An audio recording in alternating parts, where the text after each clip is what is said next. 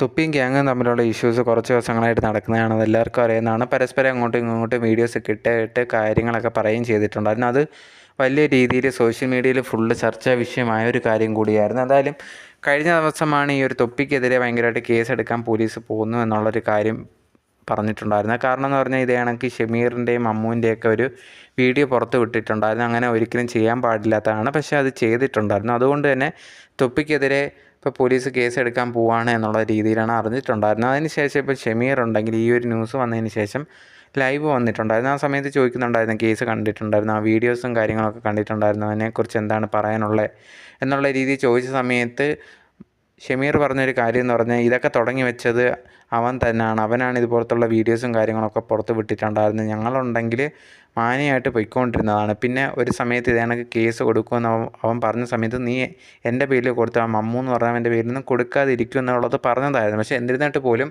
അതൊന്നും കേൾക്കാതെയാണ് അവൻ മുമ്പോട്ട് പോയിട്ടുണ്ടായിരുന്നത്. എന്തായാലും ഇനി വരുന്നിടത്ത് വെച്ച് കാണാമെന്നുള്ളൊരു കാര്യമാണ് ഷമീർ പറഞ്ഞിട്ടുണ്ടായിരുന്നത്. ഇപ്പം തൊപ്പിയെ നിങ്ങൾക്ക് എവിടെയും കാണാൻ സാധിക്കത്തില്ല, അവൻ ഓടി ഒളിച്ചേക്കുവാണ്. ഇനി എല്ലാം കഴിഞ്ഞിട്ട് മാത്രമേ അവനെ കാണാൻ പറ്റത്തുള്ളൂ. എന്തായാലും അവൻ ചെയ്ത കാര്യങ്ങൾക്ക് അവൻ അനുഭവിക്കും എന്നുള്ളതും കൂടി ഷമീർ പറഞ്ഞിട്ടുണ്ടായിരുന്നു.